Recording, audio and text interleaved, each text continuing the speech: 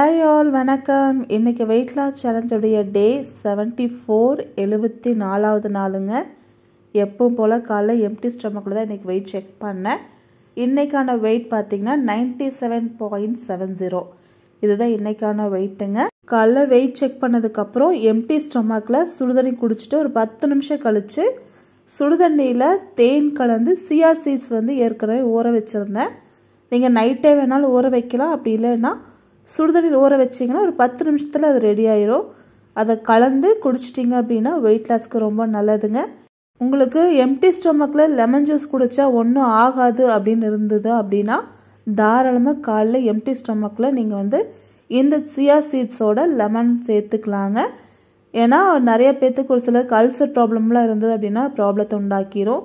அதனால் உங்களுக்கு விருப்பம் இருந்தது அப்படின்னா சேர்த்திக்கோங்க. நான் இன்றைக்கி சேர்த்தலை. சியா சீட்ஸ் குடித்து 1 மணி நேரம் கழித்து ஒரு 1/2 லிட்டர் அளவுக்கு தண்ணி குடிச்சிட்டேங்க. தண்ணி சுடுதண்ணியாக இருந்தாலும் ஓகே, இல்லை பச்சை தண்ணியாக இருந்தாலும் ஓகேங்க, அது உங்கள் விருப்பம்தான். இங்கே கிளைமேட் சில்லுன்றதுனால நான் கொஞ்சம் வெதுப்பாக எடுத்துட்டேங்க. மார்னிங் பிரேக்ஃபாஸ்ட் பார்த்தீங்கன்னா ஒரு 9 o'clock எடுத்துகிட்டு இன்றைக்கி பிரேக்ஃபாஸ்ட்டுக்கு எல்லாத்துக்கும் செஞ்சது தான் 2 பூரிக்கு தொட்டுக்கறதுக்கு குருமா தான் வச்சுருந்தேங்க. குருமா பார்த்தீங்கன்னா கேரட்டு, பீன்ஸு, பச்சை பட்டாணி, உருளைக்கிழங்கு, காலிஃப்ளவர் எல்லாம் போட்டு வச்சது தாங்க. இன்றைக்கான பிரேக்ஃபாஸ்ட்டுக்கு 2 பூரியும் குருமாவும் 9 மணிக்கு சாப்பிட்டேங்க.